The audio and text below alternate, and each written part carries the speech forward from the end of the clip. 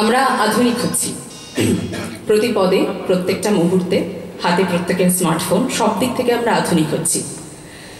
কিন্তু আমরা যতটা বাইরে থেকে আধুনিক হচ্ছি, ততটাকে আমরা ভিতর থেকেও আন্তরিক হচ্ছি, মানে আধুনিক হচ্ছি। এমন ধারণ আমাদের রাস্তায় বোধহয় ভুরি ভুরি দেখতে পাওয়া যায়।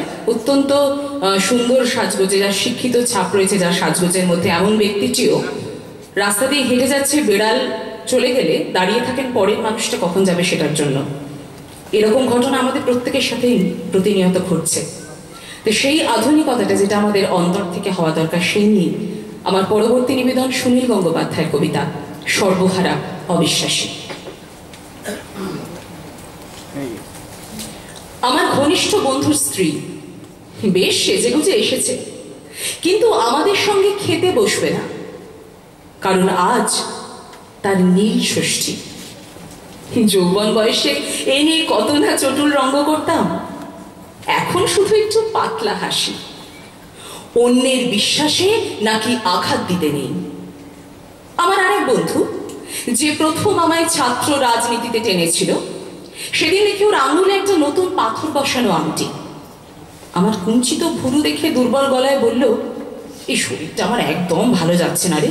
তাই শাশুড়ি এটা পড়তে বললেন। মুনস্টোন না, বলা যায় না। আমার মনে হলো এ যেন আমার নিজস্ব পরাজয়। শ্রদ্ধেয় অধ্যাপকের বাড়ি, মাঝে মাঝে যাই তার আলাপচারে শুনতে। পৃথিবীতে কত কি শেখার আছে।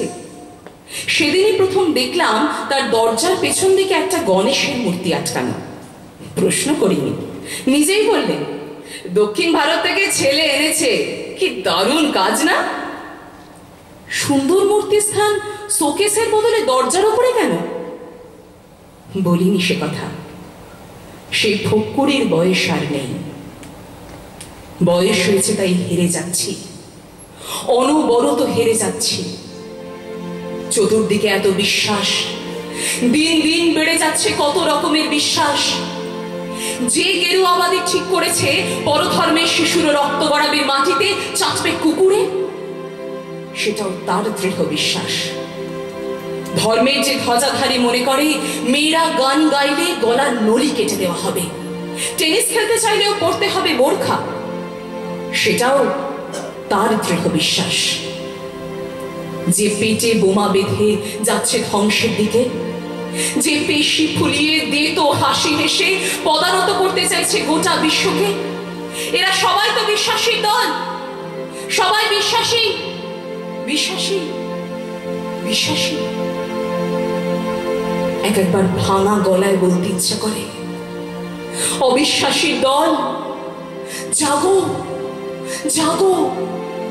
দুনিয়ার সর্বহারা অবিশ্বাসীরা এক হও, এক হও।